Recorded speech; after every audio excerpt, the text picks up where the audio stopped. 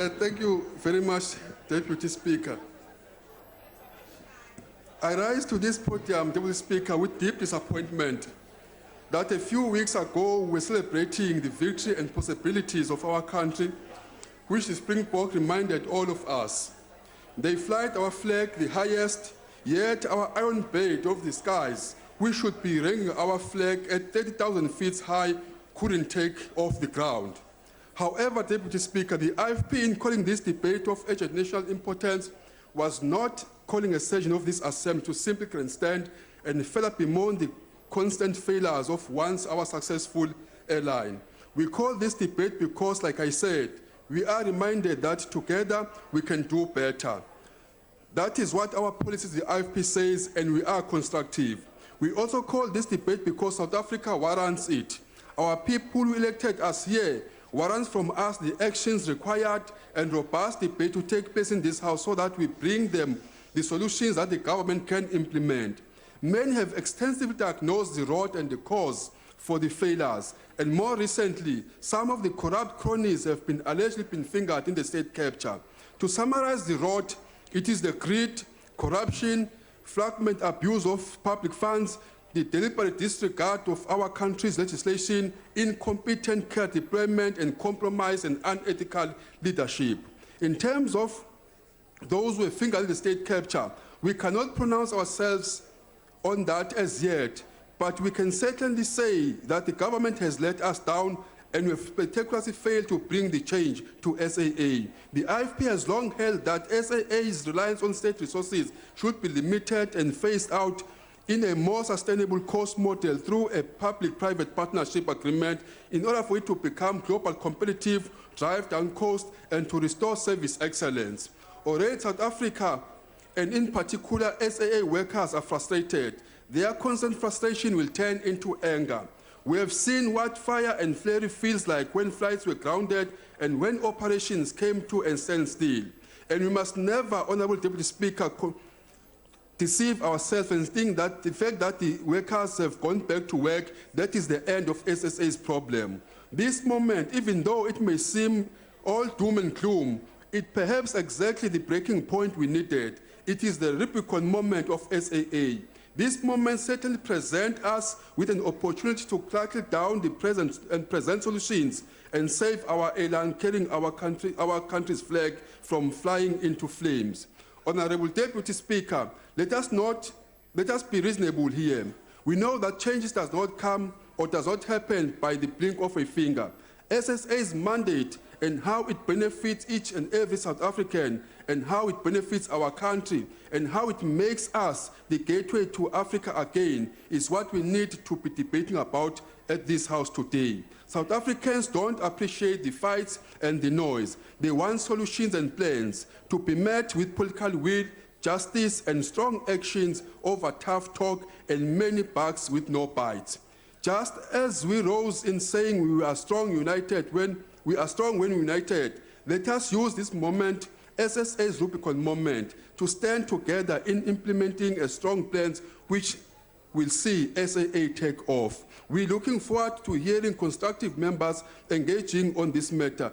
And ngiyakholela Sekela Somlomo ukuthi njengoba nje le ndlu namhlanje iphikisene nokuqashwa komunye ongafanele baye bengaqashwa ne-leader e-compromise ekutheni ahole i-public i-department le as u-commissioner will do the same in addressing all our matters that are confronting us, because now is time la kufanele basonke sibumbane siqhambe nama-solutions kuzo zonke iy'nkinga esibhekene nazo njengezwe. Iqiniso lithi izwe lethu selidinga upholo obuqotho, kudinga ukuthi amaphutha esiwenzile ngaso sonke isikhathi esingemuva ikakhulukazi eqembini elibusayo siyibuke sikwazi ukwalungisa for the sake of our country and the sake of future generations. Esikhola ukuthi sonke lapha simele ngoba asikwazi ukusebenzisa iy'mali zabantu ngekhathi zonke ukuze zibhekile u-SAA nawo wonke ama-state owned entities ngaphandle kokuthi enze lokho kufanele afulfile ama-mandate ayo. Siyacela ukuthi indlu yonke i-contribute kule debate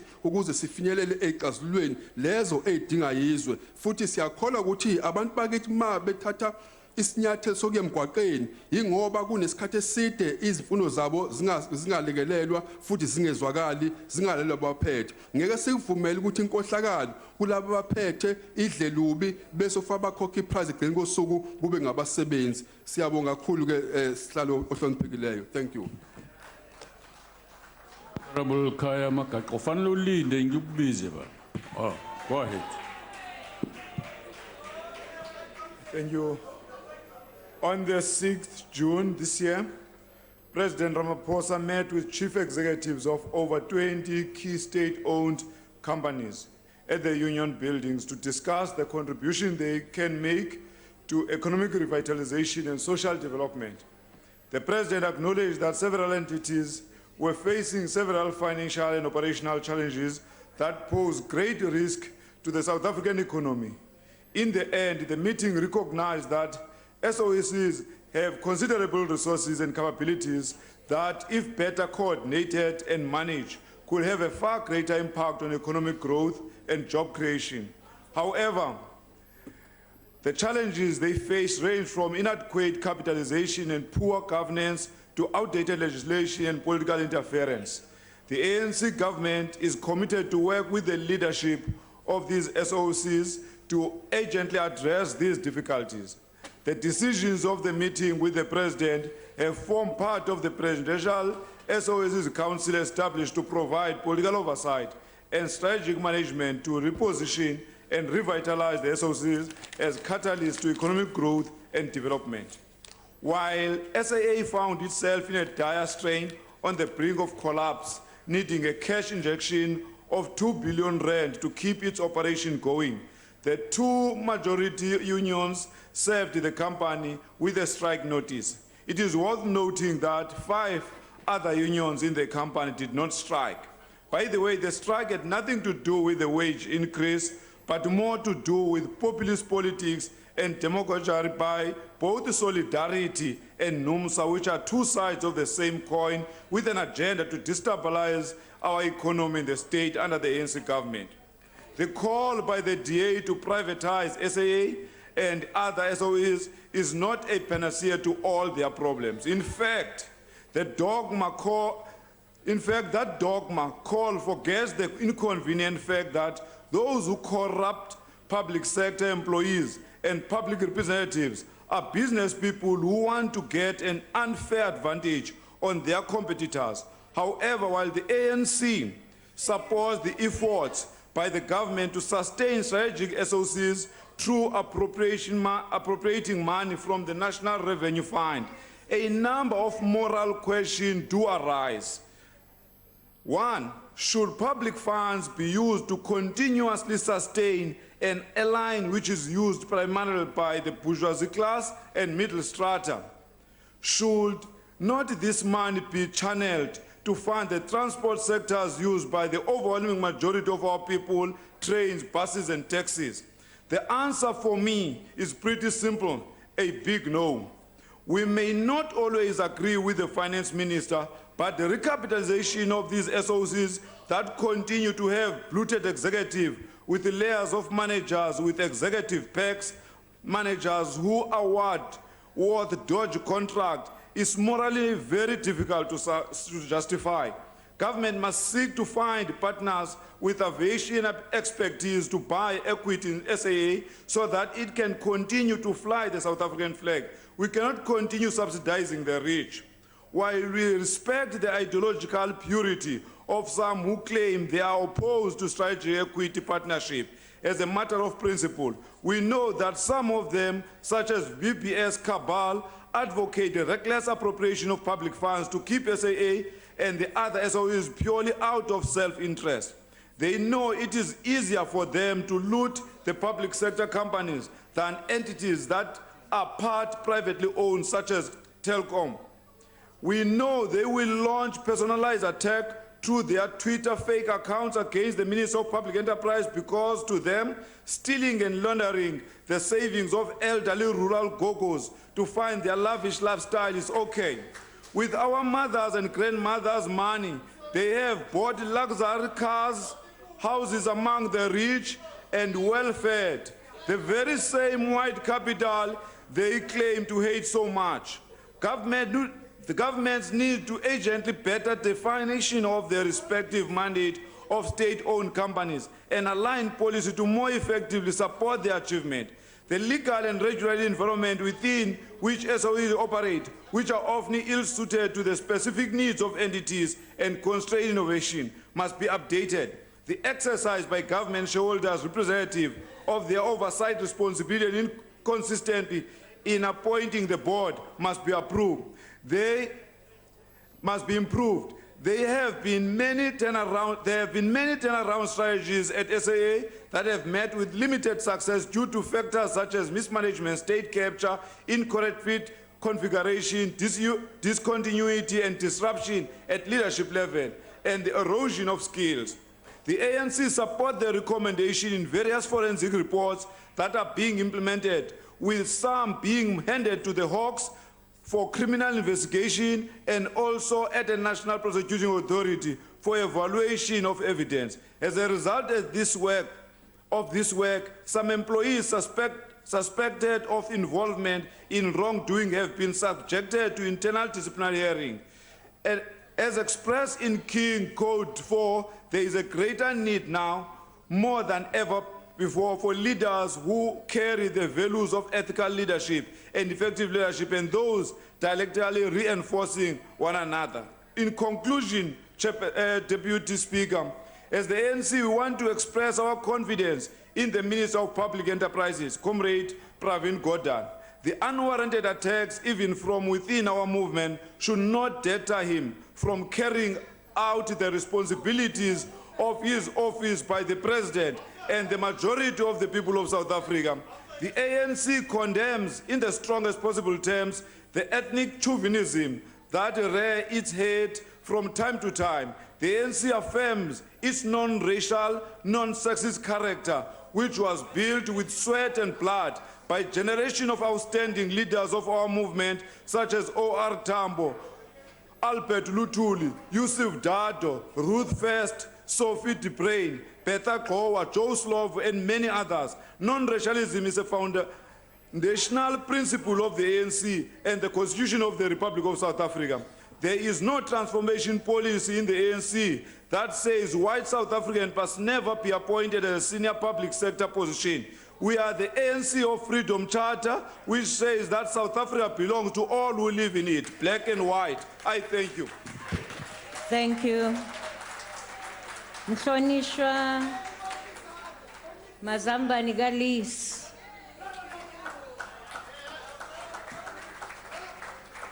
Sihlalo ngiyabonga kakhulu ukuthi uyangibona namanje ngikade ngagcina ukusebenza nawe.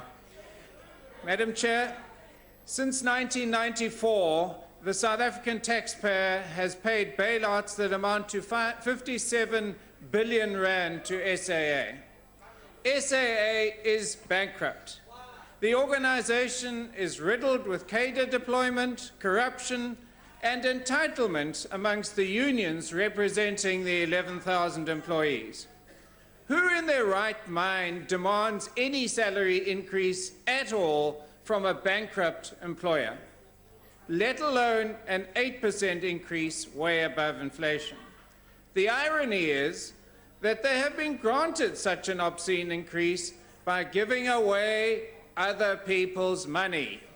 Just this year alone, 5.5 billion rand in bailouts has already been paid to SAA, all of it having to be borrowed at huge expense to future generations.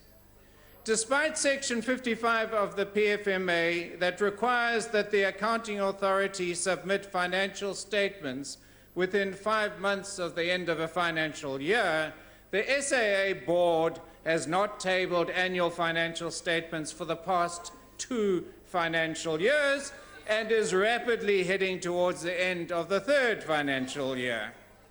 The SAA board of directors are simply flouting the law. They seem to think they are above the law and should be lauded for ignoring it.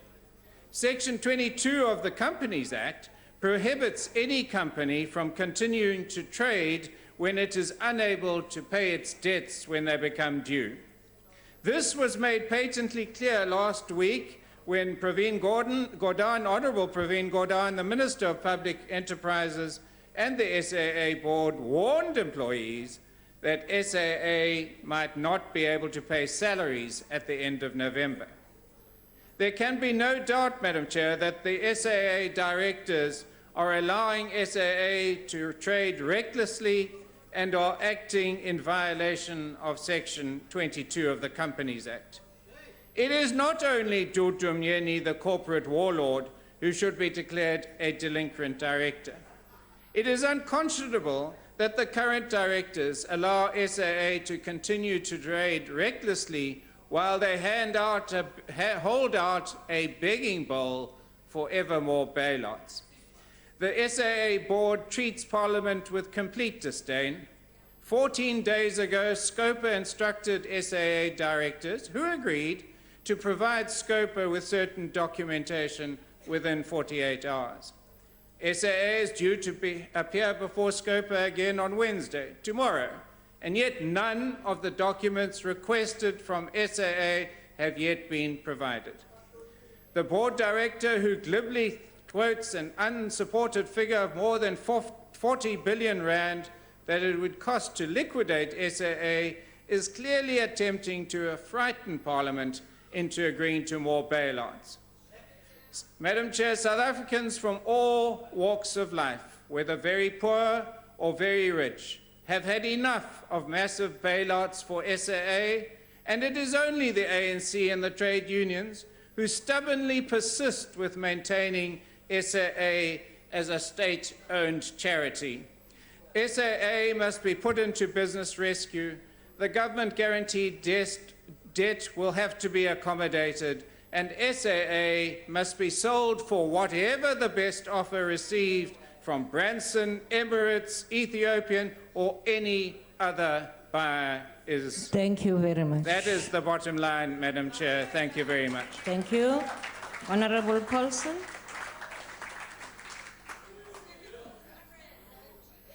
Thank you, Chairperson. Chairperson, the industrial action by the workers at the South African Airways is an indictment on the poor management of not only SAA, but the general state of state-owned enterprises. The poor management of these entities is not accidental. It's part of a broader and coordinated agenda and machinations by the clique now in power, who are in power only as extensions of the greed and the desires of the financiers in the private sector. The objective is to deliberately run down critical and strategic state-owned entities so that in the end they are privatized and handed over on a silver platter to the friends of those in power. This is a classic state capture by the present regime under President Cyril Ramaphosa. The workers are made to be casualties of this process. It is the workers who must bear the brunt of the greed of the private sector and the woeful incompetence and brazen corruption of ANC politicians and the appointees at the state-owned enterprises. The industrial action by NUMSA and the South African Airways Cabin Crew Association was a response to these evil machinations. It was a rejection of the attempts to make workers casualties of a battle that they are not part of. It was an affirmation of the central role workers play, not only at SAA, but in the economy in general. The failure of SAA must be put squarely on the shoulders of Cyril Ramaphosa and Gordhan government, who have failed to stabilize the state-owned entity. They have been presiding over the government for 2 years now, and SAA, like other state-owned entities such as Eskom, Denel, and others, are continuing to deteriorate. There is no comprehensive plan by the Ramaphosa-Gordhan coalition to save state-owned institutions and the broader economic conditions of high unemployment. President Ramaphosa keeps misleading the country with investment conferences that promise billions of rands that no one feels on the ground. If there are billions in investment, why is SAA planning to retrench workers? It is therefore correct for workers to unite and fight against retrenchments. The failure of SAA cannot be blamed on ordinary workers. They cannot be the ones who take responsibility by losing jobs which support them and their families and relatives. They are the ones that go to work every day and relentlessly give up their time, their sweat, their blood for SAA that has no regard for workers. We cannot have an economy that keeps on shedding jobs under the pretext of prudent management of entities. We cannot have state-owned entities that are at the forefront of endangering the livelihoods of thousands of South Africans, all because there is a bigger project of handing over the sovereignty of the country to white monopoly capital. Workers at SAA must not lose their jobs. Workers at SAA must be paid a living and respectable wage. Workers at SAA must not fall victim to the greed of leeches in big business who use their appointees in government to destroy state-owned entities. What is needed is a stronger government intervention at SAA to rescue the airline from collapse. SAA should have its capacity developed to such an extent that they can dominate domestic travel routes together with other low-cost airlines. It should not be the case that we have airlines such as British Airways operating domestically in South Africa. SAA must own its aircraft, train its own pilots, develop the capacity of its own engineers, and expand its reach into the country and within the continent. Opportunities for growth and sustainability of the airline are massive. We only need to remove the political interference by the demigod of this administration, who goes around masquerading as the messiah of state-owned companies, but who actually sowed the seeds for their destruction while he was Minister of Finance. Praveen must fall. Thank you very much. Honorable Wessels. Honourable House Chair, it is very clear that the Honourable Paulson does not care about the livelihoods of 11,000 workers at SAA. It is very clear that his party and most trade unions in South Africa is only interested in their own ideology and in their own interest and not in the long-term livelihoods of workers in South Africa. Let me explain it. A salary with no increase is better than no salary. What is currently going to happen to those 11,000 employees is they are going to be unemployed. But that is what you want, and that is what trade unions in South Africa want. Because trade unions are only interested in short-term gains. Trade unions are currently the tail that's wagging the head of government. It's trade unions that are preventing government from doing what is necessary to be done to save our economy and to install the actual solutions that are necessary, especially in terms of our state-owned entities. What are trade unions doing? If we look at Eskom, a competent CEO was appointed, Pakamani Adebe, and he identified the crisis as an unsustainable wage bill and an inflated wage bill. He proposed a wage freeze. And what happened? The trade union and the ANC member referred to NUMSA as irresponsible because they don't form part of the tripartite alliance, but your own tripartite alliance trade unions that form part of your federation does exactly the same. Because NUM did exactly the same with Eskom and threatened with industrial actions, stopped the plans of the new CEO, and he resigned. The same with the CEO at SAA. Vujani Jarana also had plans, the correct plans in place, but he was forced to resign because he saw that he's not going to be able to turn around the ship because of trade unions. We must take a stance, and this government must take a stance, but you'll have to take a stance against your own tripartite alliance. You will have to say enough is enough. You will have to say that we cannot afford wage increases. This 5.9% wage increase is unsustainable. The back pay up until April 2019 cannot be afforded. At this stage, SAA cannot even on time pay their salaries this month. How will they be able to pay this money? We say enough is enough.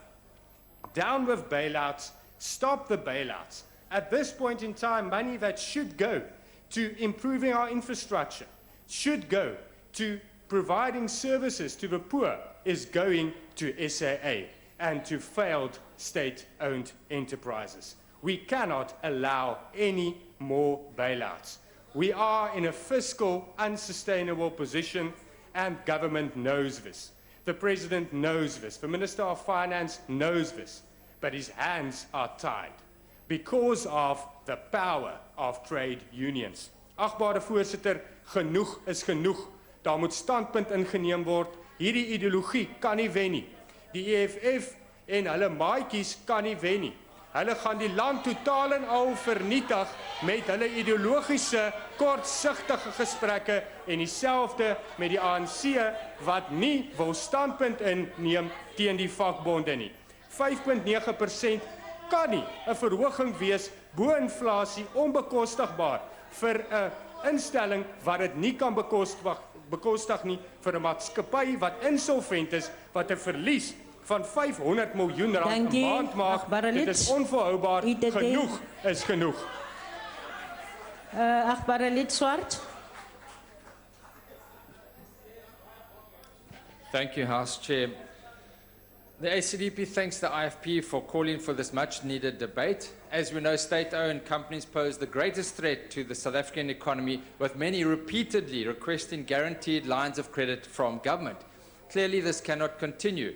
The interest-bearing debt of 10 of the largest SOCs has grown from 266 billion to 738 billion in 2017-18, a staggering increase of 177% over 8 years. Now, while Eskom remains the most serious risk to the fiscus over the past 13 years, SAA has incurred over 28 billion in cumulative losses. We know the airline is bankrupt and in its current configuration unlikely to ever generate sufficient cash flow to sustain its operations. And then we had a strike.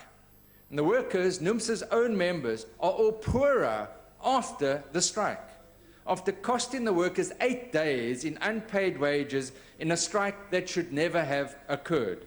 NUMSA has now accepted 5.9% that was offered before the strike. In other words, the union has cost their members a quarter of their monthly salary for no additional financial gain, and that is disgraceful. The implementation of the increase is also dependent on Minister of Finance's an additional cash bailout. And that takes the total cash bailouts to 59 billion over the past 23 years, whilst running at a cumulative loss. Clearly, this is unacceptable. And given the condition and the reluctance, understandable reluctance of government to provide further bailouts to SAA for working capital to fund its daily operations, that's not capital investment, that's running costs. The very likely outcome of this settlement is that it will be a temporary respite. There comes a point in every struggling company's life when shareholders must decide where to draw the line and how best to cut their losses. The government has never quite made that decision on SAA. That time is now. Instead, Treasury grudgingly gives, and the department comes time and time again for bailouts. And clearly, that time for the hard decisions is now. Business rescue is required. A possible private equity partner is there, and it is required. We need to invite those equity partners before there is nothing left to save. So from the ACDP's perspective, let's cut our losses and let's see what we can save. It's like an auntie at your party, at your Christmas party. She's there, but how do you continue when she misbehaves? You've got to deal with it once and for all, Minister, once and for all. Hard decisions are required. Now is the time for those decisions. I thank you. Thank you. Khonisha Nkwankwa. House Chair and honorable members, some in authority would have us believe that operations at SAA are going like clockwork after an 8-day strike, which ended with a deal between management and unions last week Friday. However, as you are aware, even the 5% increase given to workers can only be implemented if and when SAA secures funds for working capital from the state. As usual, SAA hopes to receive this amount, another cash bailout, from government to fund its working capital. This from an SOE that last published its annual financial report in 2017. To make matters worse, even in that financial report, SAA showed a loss of about 5.56 billion rands for the year. Through these endless bailouts to SOEs like SAA, this uncaring government diverts resources that should be used to build houses for Gogo Dlamini and Tatu Tuaha from Site C and Site B Kailicha. They use funds that should be used to address water challenges in Dukywa, Guwa, Ekhini, money that should be channeled to schools infrastructure grant for building of schools and infrastructure and the eradication of mud schools in rural provinces like Limpopo, KwaZulu-Natal, the Eastern Cape, among others. Given the amount of bailouts SAA has received from taxpayers over the past 2 decades, and the fact that South Africa is itself heavily in debt, it should be clear to all and sundry that the fiscus can no longer afford to extend further bailouts to the national carrier. The fact of the matter is, having an SAA that is 100% government-owned is not sustainable under the current circumstances. In addition, the airline has deep-seated governance challenges which predate the likes of Dudumyeni Waemoshalou. Fellow South Africans, the fact of the matter is that SAA, like most SOEs in South Africa, is a major drain on the fiscus. For these and many other reasons, we would like to state here, that we would have liked to state here, but due to time constraints are not able to do so, the UDM believes that the time has come for government to find a strategic equity partner for the national carrier. This must, however, be done in a manner that ensures that government has a controlling interest which will allow it to veto and overturn decisions. For examples in this regard, one has to look no further than our fellow BRICS partners, China and Russia. However, as we undertake this important step, it is important for us as a country to ensure that the private equity partners bring their own money, skills, and expertise to the table in order to guard against using the same taxpayers' money to fund their stake at SAA, which would be in our view as another sophisticated form of a bailout. Yani napana ku Ethiopian Airways uyaninceda uthi izani sawuninceda niye kuba niphakamile kodwa nixakiwe le airline lamasela. Mhlonishwa August.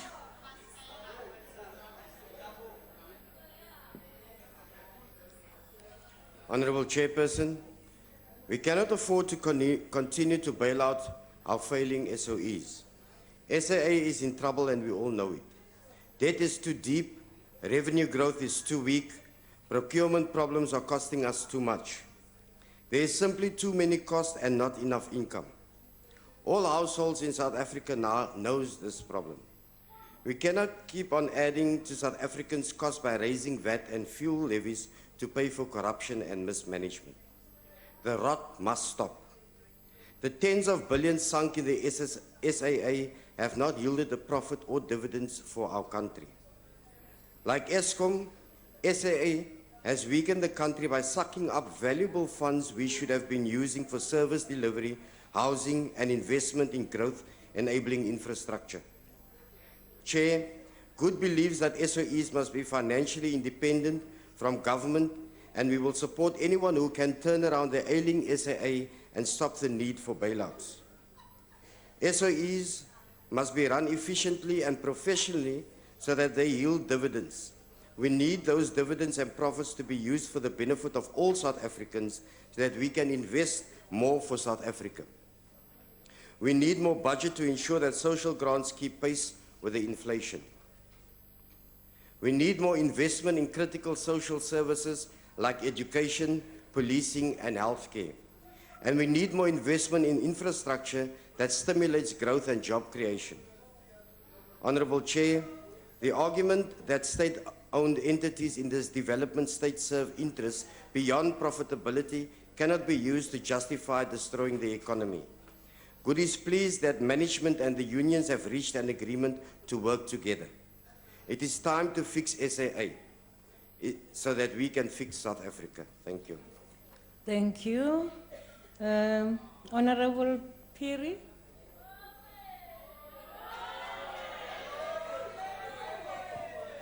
Ke a leboga modulasetulo le ntlo e tlhomphegilego. The strike by members of two unions at South African Airways has brought to the national attention the grave challenge faced by South African Airways. The debate on the state-owned companies tends to polarize opinions in our country. Unfortunately, the real issue tends to be lost in the partisan squabble about state-owned enterprises versus private ownership, as if the two forms of ownership cannot coexist. Mudula Stulo, the ANC traditionally takes a rational approach that advances the interests of the country as a whole, informed by the balance of evidence. Honorable Chair, state-owned companies plays an important role in the country's economic growth as they provide strategic infrastructure and service delivery instrument. The National Development Plan, which is supported by the majority of parties in this House, emphasizes the centrality of a strong state institution as key building blocks of a developmental state. For this reason, it is incumbent upon the government of the ANC to work tirelessly towards finding amicable solutions to the challenges faced by the SAA and other SOEs. A narrative has developed in South Africa that SOEs are mere feeding pens for greedy and corruption. Those who promote this narrative forgot to mention that these companies offers opportunity to thousands of young, poor, and the working class of the South Africa to receive training and experience in careers that the private sector does not ordinarily provide. SAA, for instance, is currently offering airport operations and cabin crew training programs to the general public. Young people, even from rural areas, can apply and benefit from these accredited training opportunities. SOEs such as Transnet have trained thousands of artisans, technicians, and graduates in a variety of fields that's contributing to much needed skills and employment creation. The ANC is committed to actively promoting a culture of integrity in our SOEs. These companies must embody a high level of professional ethics as part of a renewed public administration that is developmental, accountable, and transparent. We condemn wasteful and corruption in all its manifestations at the SAA. We support cut costing measures the company is pursuing and the recovery of misappropriation of funds and stolen properties.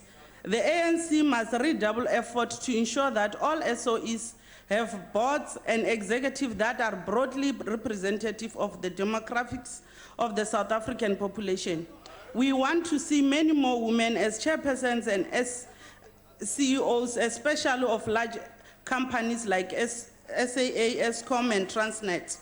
We must not lose sight of the fact that the business environment for airline has deteriorated with the rising of fuel price and substantial weakening of world trade. According to the industry expert, this year will be the 10th consecutive year in negative for the airline industry. We disagree with those who claim that the SOEs always fail. In our own country, we have a number of companies in which the state holds a significant share, such as the Airport Company of South Africa and Telkom that compete successfully in their sector. Our continent, we are inspired by Ethiopian Airlines, a wholly state-owned company that has grown to become one of the most respected players in the aviation industry, with a footprint across Africa. In conclusion, Chair, I want to conclude by making an economic case why we need to turn around SAA for the good cause of our country. South African Airways, the South African national flag carrier, has a specific and important role to play as an enabler for tourism and a driver of economic growth through trade. The movement of the people and goods by air is growing in our country and in continent. Tourism remains an important catalyst for growth in South Africa. It supports one in every 12 jobs. SAA is our 4-star rated domestic, continental and intercontinental airline. Mango is one of the most successful low-cost carrier on the continent. South African Airways Technical is the leading FAA accredited maintenance facility in Africa.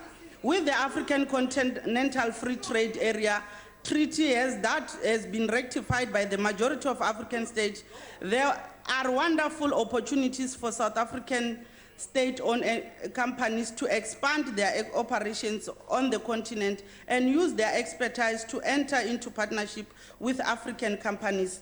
With a shared vision, we believe that SAA can develop a long-term strategic plan driven by individuals who put the interest of the company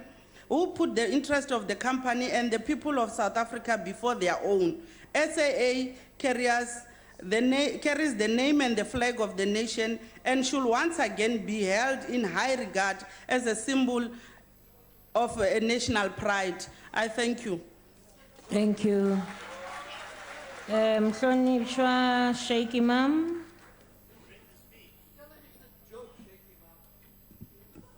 Thank you, Honorable House Chair. I think what we are doing here is we are forgetting what is the root cause of why SAA and other state-owned entities are in the position that it is today. Please do. Now, first of all, let me highlight some of the challenges. SAA Technical, they contravened all regulations. They disposed of our assets, which we bought at 800,000 each and sold them at 240,000.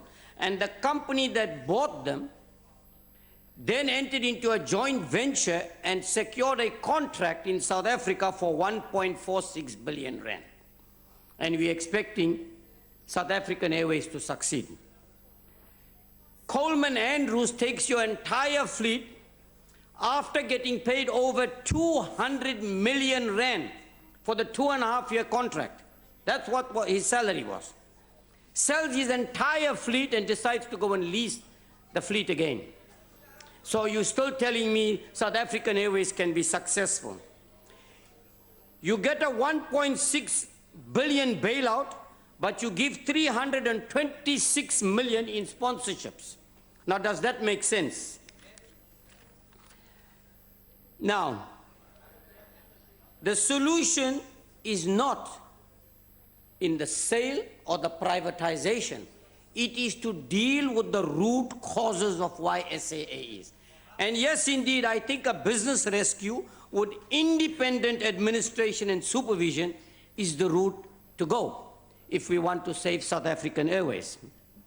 And I'm not saying that South African Airways should remain solely a state-owned entity, because there is, I cannot understand that with the challenges that South African Airways face currently, bankrupt as it is, you have the unions demanding an 8% increase.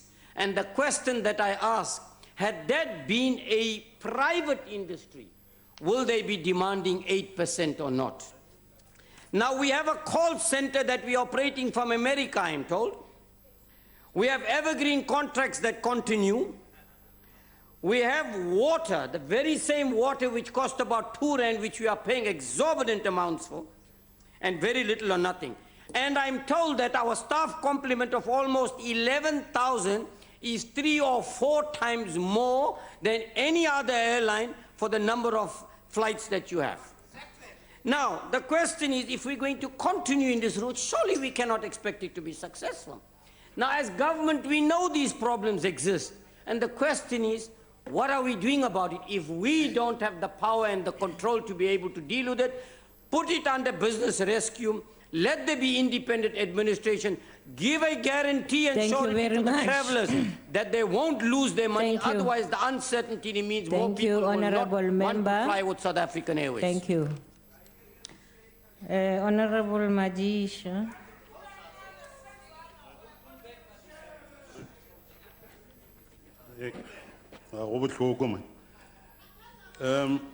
A few years ago, South African Airways retrenched 1,000 workers. Today, we are talking about almost another 1,000. And the question is, what is actually going to happen to the lives of these people? Are they going to get any jobs anywhere, etc.? So unemployment and hunger in that milieu is going to grow. That's a very serious problem, which says that South Africa has come to the end of the road. There is no money in the kitty to bail out most of the SOEs. Any further, of course. This is the end of the road, I want to say. Handing over a control must be the last resort to keep SAA in business. It must be the last resort. For government to get a share of the profit, for government to,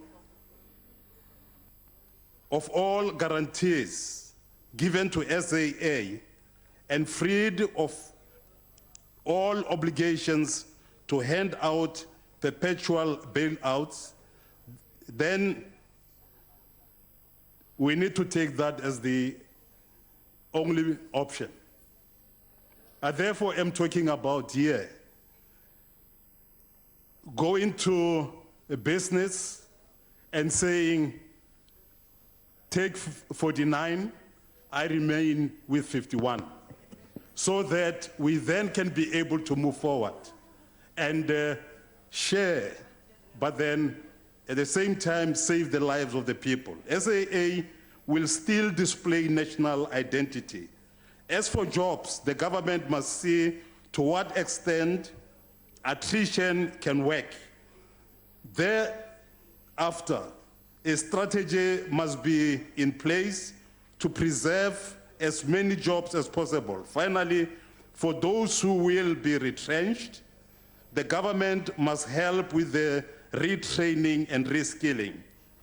Australia, the UK, Germany, amongst many others, have all put the running of their airlines in the hands of business people, and South Africa cannot retain SAA as a vanity project. Hence, I'm saying we need to look at, say, half-half, so that we then can be able to survive. But then the working people there have got to be saved. It must be a proper business, run as a business. If not, the government must indicate where the money will come from to bail it out every few months. From what everyone knows, the government hasn't got any money. But then you've got to supply, Mre. It's on. Mhloniphe Hlengwa. Honorable Madisha, no, you can't do that. This is a sacred place. The maize is in the house. Okay, ngiyakuxolela bazakutshela ukuthi wenzeni na ungangizwa. Batla go botsa Mkhalane. Aga, ke go tshwaretse Mkhalane. Aga, continue. Thank you very much, Honorable House Chairperson. I would like to repeat what the Honorable Nkosi E.M. Buthelezi said when he opened this debate. In diagnosing the problem, he said many have extensively diagnosed the rot and root causes for the failure. And more recently, some of the corrupt cronies have allegedly been fingered in state capture. To summarize the rot, it is greed, corruption, the flagrant abuse of public funds, and the deliberate disregard for our country's legislation, incompetent cadre deployment, and compromised and unethical leadership. The IFP has long held the view that SAA's reliance on state resources should be limited and phased out into a more sustainable cost model through a public-private partnership agreement in order for it to become globally competitive, drive down costs, and to restore service excellence. As things stand now, though, Honorable Chairperson, SAA is trading recklessly, as it already been put, So instead of bailing out SAA, SAA should be bailing out South Africans. We are paying so much money to a business which is supposed to be generating money for the state and the fiscus for us to meet the competing priorities and challenges of our people, to alleviate their plight and to deal with what you have consistently told us, ANC, the triple challenge of poverty, unemployment, and inequality. That money should be coming from SAA making money. Yet, those who live in conditions of poverty, through their taxes, have to bail out SAA. So we need to bite the bullet. No more bailouts. Because what we have done is that we have made bailouts a norm, whereas they are an exception. It is inexcusable that we have bailed out SAA with over 57 billion rands and in a vacuum, by the way, without any consequences, without any turnaround strategy, and it continues as business as usual, SAA holding the gun to our heads to say if you don't bail us out, then the economy is going to tank. But what has tanked is SAA. The problem here, Honorable House Chairperson, is that we've got a management crisis at SAA. We've got a leadership crisis at SAA. We need people who are fit for purpose with the necessary skills, knowledge, and expertise to run the entity so that it can fulfill the multiple strategic priorities in which government continues to want it to be kept. Amongst those is for it to be an economic driver, to be a jobs driver. But as things stand now, SAA has become a drain on the national fiscus.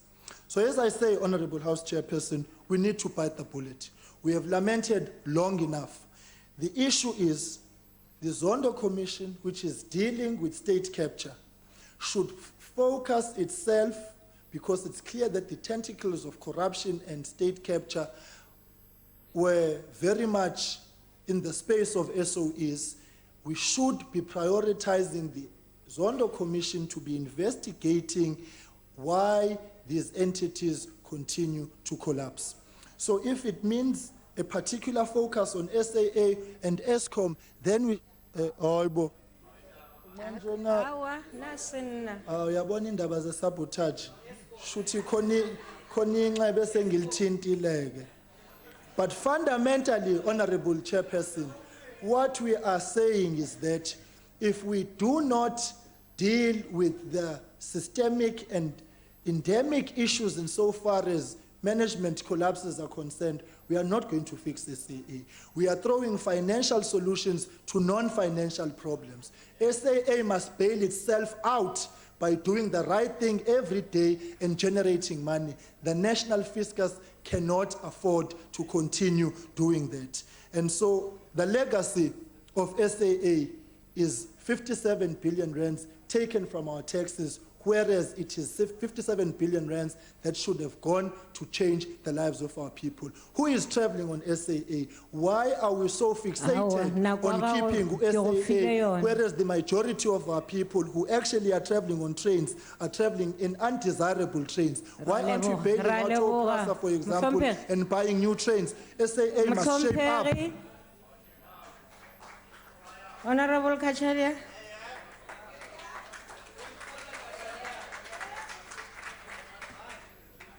Madam House Chair, many politicians fear that their nations will be irrelevant if they abandon their money-losing, flag-flying airlines.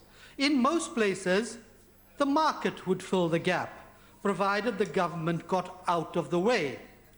But national pride is powerful, costly, and often stupid. What is SAA's stated vision? I quote, to deliver a commercially sustainable, world-class air passenger and aviation service in South Africa, the African continent, and to our tourism and trading partners. Well, that's a fail then.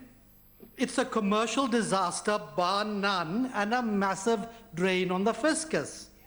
South African Airways only continues to fly with massive government assistance to the tune of some 57 billion rands cumulatively since 1994. Think about that. The airline has tried to restructure 10 times in the past 2 decades. According to Sean Gossel, who teaches at the Graduate School of Business at the University of Cape Town down the road, over 50 African countries continue to dabble in the airline industry despite the continent's poor track record, mainly because a national carrier is believed to be a source of patriotic pride and economic status, both of which are very seldom borne out in reality. South Africa, along with Zimbabwe... Point of order. Yeah. Ntate Make, on what rule are you rising? I wouldn't know the rule. Well, then sit down. Okay, let me listen. Yeah, did I hear the speaker to be saying that national pride is stupid? Honorable Kachalia, do you want to respond to that? That is not a point of order, but do you want to respond to that? It's a very stupid point. Okay, thank you. I'm not going to. Honorable... No, Honorable Chairperson, that language is unparliamentary, referring to other members stupid. Honorable Kachalia. Yeah, Rule 80. House Chair, I rise on point Rule 92. House Chairperson, the word stupid is not unparliamentary when used to describe something. Thank you. Honourable Kachalia is not referring to anyone, he is referring to a thing, and therefore is not out of order. What I would want to say to the Honourable Khadebe, I wanted to say that he referred to no one, and I know through our conventions and our rules, we have not ruled it unparliamentary. Thank you. Right. South Africa, along with Zimbabwe, India, Pakistan, and Romania, still have tight controls over their airlines, all of which are in debt to the tune of many billions. Many experts hold that a country should offer subsidies to a foreign airline to run routes that the government once served. South Africa might not get the boost of having its flag carrier abroad, but taxpayers would win. Anyway, this is moot. SAA is dying. It is in the departure lounge. A lesson that governments should never be involved in airlines.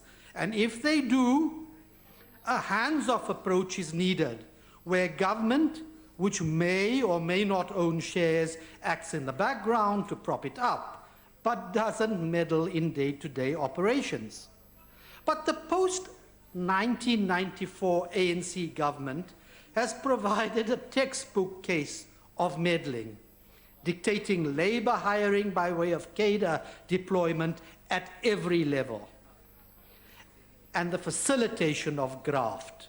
For example, at SAA Technical, the maintenance wing, this meant an inflation of 30 to 40% due to middlemen in the overall expenditure of 3.4 billion rands. For doing nothing, dololo. Nice work if you can get it, assuming you have zero morality, that is.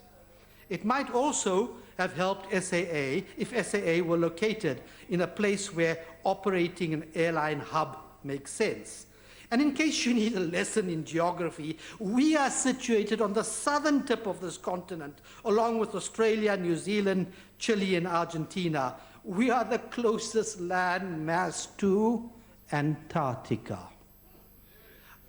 One continental success story is Ethiopian Air, a government-owned but business-driven enterprise that by most accounts is the only true global airline in Africa, with a network stretching from Beijing to Los Angeles to Sao Paulo.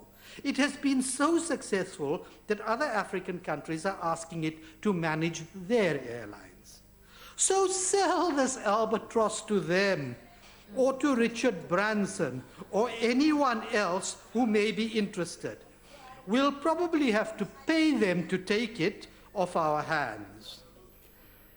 In any event, SAA is a limited liability company with the cost of closure standing at 19.7 billion rands. The choices are clear. Close it down, place it in business rescue, or pay someone to take it over. And you might even negotiate a small carry to feed your socialist ego. But to continue to bail it out, having shouldered bailouts to the tune of mega billions, is sheer unadulterated Thank you very madness. much. Your time is up. And as for Dudu Moyeni, Thank lock you her up very much, and Honourable throw Member. the key away.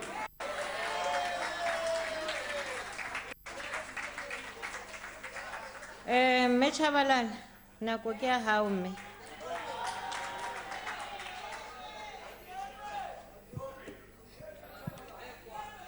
House Chairperson, Ministers, Deputy Ministers, Members of Parliament, and viewers at home. Let me quickly go to just this last point about the socialist ego. Do you even know what is a socialist ego?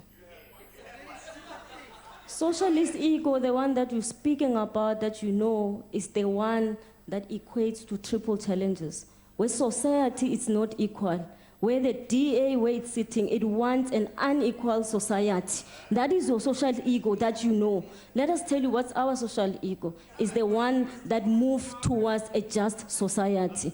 With that said, we want to say as the ANC, we support the revolution of Cuba, where Cubans continue to fight for their own freedom. We are saying to them they must continue to dispose and dispel the neoliberals that wants to take over and dictate to what happens to their country.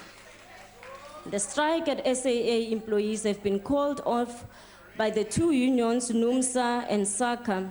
The strike was settled basically on the terms offered by management before the strike. In summary, after 2 days of conclusion of discussions under auspices of CCMA, the parties agreed on an increased 5.9% on total cost of employment retrospective to April 1, 2019, which will be paid in the February 2020 payroll, subject to availability of funding.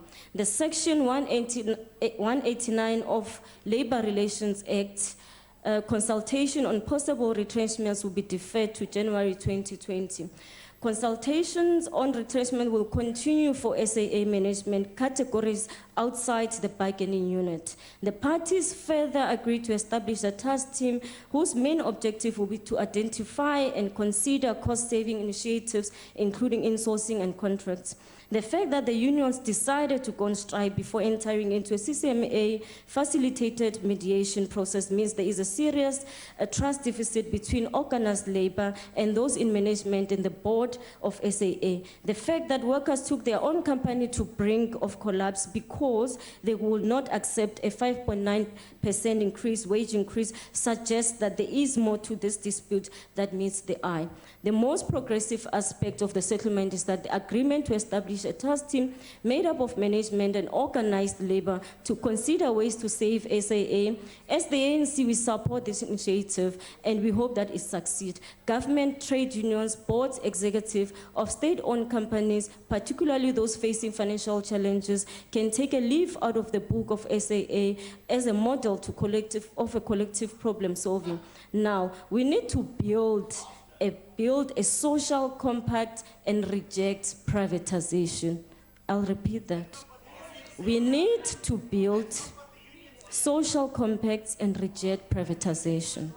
As South Africans, we must realize that with the exception of the likes of the AfriForum, Solidarity, the DA and the FF+, who are still suffering from the apartheid hangover, we are not too far apart in our desire to build a successful South African institutions.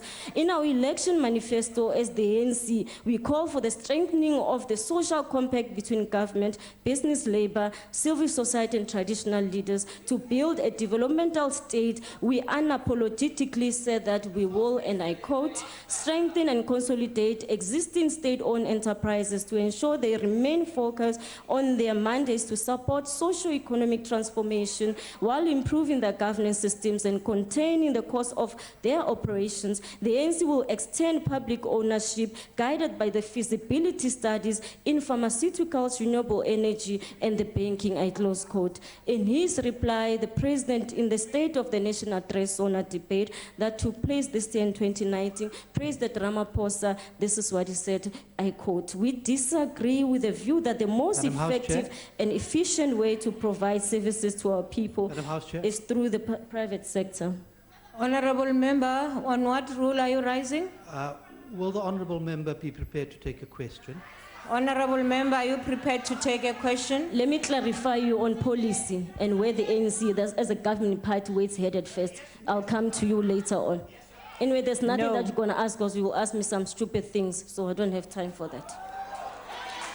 In essence, the ANC has committed not only to reject the neoliberal notion that only the private sector is capable of delivering services, distributing resources in the economy. In our manifesto, we further said that we'll extend the role of the state in various sectors of our economy. Of course, we made this commitment with determination to run a clean state and intensify the fight against corruption. Those who claim that the ANC is seeking to privatize SOCs should read the ANC 2019 election manifesto and listen to the president of the country and the president of the ANC. In this debate, we must be honest with ourselves which developmental state in history has ever succeeded by opening up its industries to competition with foreign capital as South Africa has done. Perhaps a thought we can consider is to revisit the policy of open skies in our country. This could be achieved by limiting of a period the license of foreign and domestic privately owned airlines in order to reposition SAA to compete and recover the profitable routes that it's used to service. Now, we need to oppose the Solidarity Union's court application. In this instance, we're aware of this solidarity, which is organized labor, wing of the AfriForum and the DA that exist in the West and neoliberal tendencies that serves the papers on SAA and the ministers of finance and public enterprises, asking the High Court to put the national flag, the national carrier on the business rescue might be a means to stop South Africa's losses, and the airline should be sold to private investors. We're not going to privatize. We don't have the mandate to govern. We're governing, and we're telling you, you can scream all you want. I wish to call on the president and government and SAA and the majority of trade unions to SAA to oppose solidarity court application. As said earlier, the best way to save SAA and all our SOCs is by building social compacts amongst patriotic South Africans to solve the problems confronting these national treasures. Similarly to the task of the SAA, the ANC says that we need to look into strategic partnership, and that's what we're looking into. So on this motion, there's no confusion. We're very clear, we're going to move and we're going to save this airline. So this confusion that you want to create is not going to exist. And let me respond to you about the unions that we are speaking. It's trade unions, and they are progressive because they are the leftist trade unions. They're organized labor that deals with organized labor force that we have.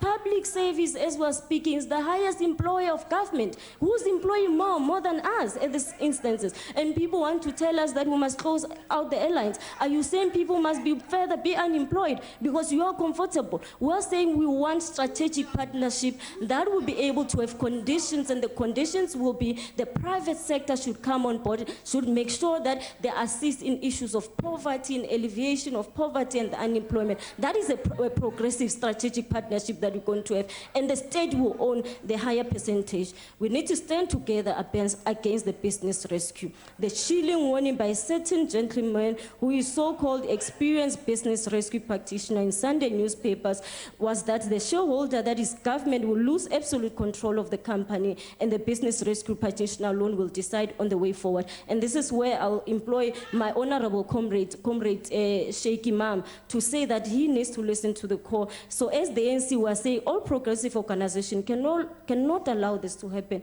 It will signal a major setback of the project of building a democratic developmental state and an advance by neoliberalism. So I'll implore you that we come together and we discuss this matter. The worst thing is that this setback against progress will be inflicted by a group with neo fascist leanings, regardless of our differences. As the ANC, we must call on the parties that understand this threat to stand shoulder to shoulder with the workers, with the board and the government to oppose the handover of SAA to business rescue practitioners. Let me respond to you now. I'm ready. I'm done with the speech. Now, let's speak to FF Plus very quickly. There's not much that you've said. We know that you're going to say the same things in any case, business rec, you want us to solve the airline. You really are oblivious to the past injustices that we find ourselves in. And this is what we are trying to redress. And you are busy, you are telling us it's better to have a salary than not to have anything. There's a labor act that employs bargaining. That should happen. Now, when you come as a responsible member of parliament, you're telling it's better to have a salary, not to, don't you care about the black life? Don't you care about a life of a black person that is employed at the lower skilled labor force? And you want to tell us that we must just agree? Thank you very much. Oh my God, well, I was about to start. Is my time over? Yes. I wanted to speak to Manzoni. The ANC were on course, so thank you.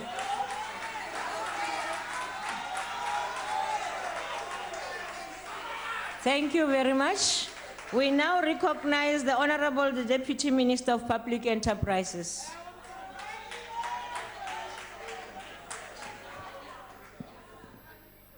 Thank you very much, Honorable Chair. Greetings to the honorable members of the House. Thank you very much for the opportunity to participate in this important matter that Honorable Telezi Inkosi has put for discussion. I'd like to say from the onset, having listened to the discussants, honorable members who came to engage the discussion, I'm not so sure Honorable Telezi would be so inspired, particularly given how he framed the discussion at the onset. The discussion he premised on invoking a sentiment, a national sentiment that is still ringing in our heads. A very powerful statement that says we are stronger together. And it is that through difficulties keeps us going. And I think that was a very, very powerful platform laid to this discussion. I'm sure that cannot be stupid. It is not stupid, definitely. And no one could think of it as stupid. Given just the recent memory we have on how that slogan has carried us through the entire world. I think that is made to be part of this is really very important. Honorable Chair, South African Airways is indeed the national flag carrier, capable of providing reliable and extensive air transportation capacity linking South Africa, the continent, and the world. Unfortunately, it is objectively the truth that the airline has been financially and operationally challenged for many years as a result of both external and internal challenges. It's important at this point also to say the worldwide phenomenon of the aviation industry is that it is characterized by thin margins, very thin margins, even amongst the best performing airlines in the world. South Africa has also an added challenge of its geographic location in that it is mainly situated outside of the main traffic flows in the Northern Hemisphere. Of course, compounding the challenges are high costs relative to revenues, inefficiency, low productivity, and poor management decisions that have been made that also contributed to the multiplicity of problems the airline has. So it is undeniable that for the airline to compete effectively and cease being the drain on the fiscus, it's imperative that it be turned around and be made fit for purpose.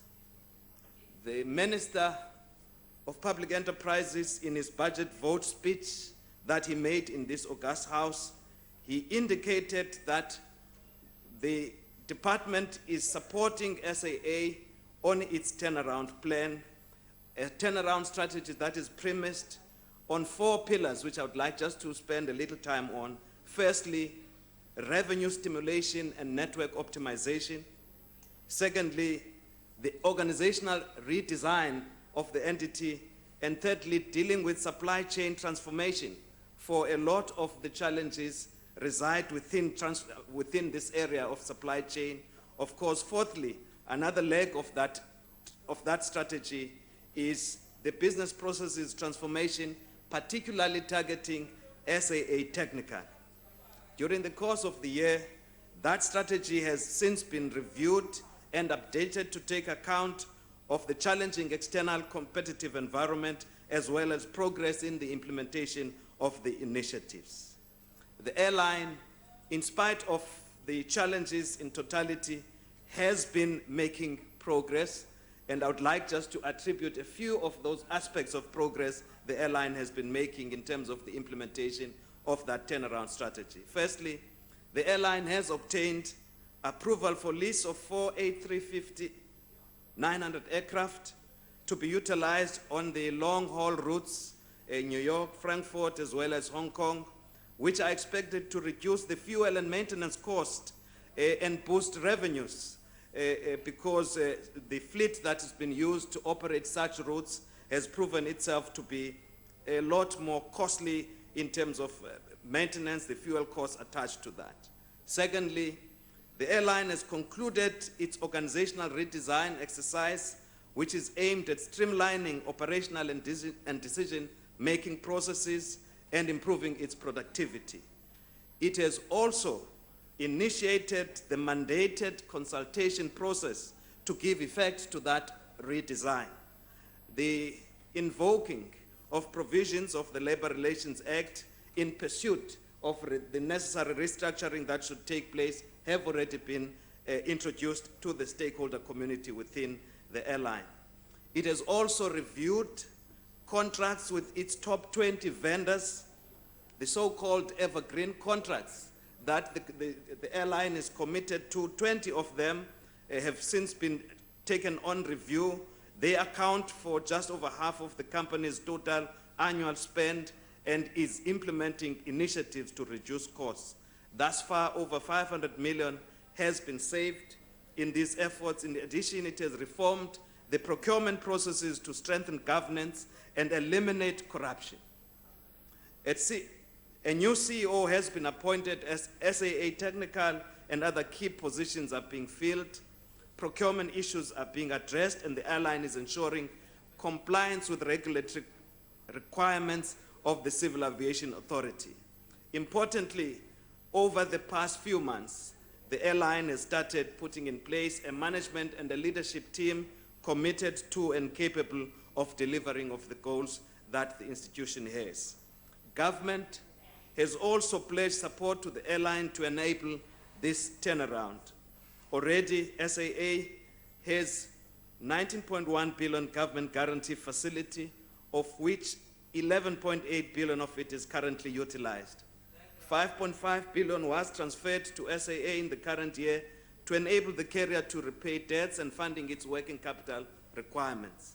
In addition, during the medium-term budget policy statement, the Minister of Finance proposed that the 9.2 billion be allocated to SAA over the next 3 years to repay its existing government guaranteed debt. He has also highlighted that the recovery of the airline was unlikely in its current configuration, and in this we are in full agreement. And many of the colleagues who have spoken here are harping on this question. To this end, Cabinet recently approved that the state-owned airlines be consolidated into a single group structure. Secondly, Cabinet has also approved that the process of searching in the market the strategic equity partners to explore possible partnerships be commenced with. In addition to bringing the management expertise required for the turnaround of the airline, such partnership can result in the burden of any future recapitalization being shared between government and such partners. The department has issued a request for proposal for the appointment of a transaction advisor or transaction advisors to assist in the implementation of these cabinet decisions. However, given the challenges facing the airline, achieving a successful turnaround requires alignment and commitment from all the stakeholders, including the board, management, government, lenders, employees, and unions. That is why the message Honorable Buthelezi was carrying in his introduction of this motion is so important, because it is only when there is alignment and when we act together that we can likely to see progress much earlier. The decision by the South African Cabin Crew Association as well as NUMSA to embark on industrial action was indeed regrettable, unfortunate in the circumstances. Rather than contributing to the recovery that is much needed, it only served to exacerbate the problems. But again, having said this, it has also provided an opportunity in which the possibility to act together is possible going forward. I think the issue of confidence needs to be strengthened, and that is what we'll be supporting that environment to achieve. The further aggravation by court actions at this time may also not be helpful to the situation. There needs to be a better, nuanced approach to dealing with this difficult matter. The department believes that the recovery of the airline is possible, and this can be achieved within the parameters of the fiscal support already on the table. But this will require determined, concerted effort across the board. By this, I'm speaking to the issue whether or not there is still the need for additional support, be it in the form of guarantees or cash injection. The existing arrangements do make for a possibility to undertake all these ventures without the need for the fiscus to again be relied upon. This, of course, can ensure that jobs are preserved to the extent it is necessary, as well connectivity within South Africa's key trade and tourism partners is maintained, with positive spin-offs for the economy, particularly the tourism sector, which employs many of the low-skilled people. As I conclude, Chair, this requires that we act together, and of course it is true that very tough decisions in the immediate need to be made, but as we do so, it should be that everyone else who matters, of course ultimately the public, is taken into confidence about measures that are made to conclude this matter so that we have a viable airline. A possibility of partners in the external environment will strengthen this going forward. I thank you very much, Honorable Chair. Thank you very much. Let me just clarify, that concludes the debate, honorable members. In case of the question why the member of the executive is responding, that is in line with Rule 130, number 6, because of the matter, the national public matter of importance. So it can be the IFP that responds, just to clarify. We now move to motions without notice. ANC. Thank you, Chair. Thank you, Chairperson. The African National Congress move without notice that the House notes with great pride that the son of the soil, Trevor Noah, made history over the weekend of 9-10 November 2019 as the first African comedian to sell out Madison Square Garden.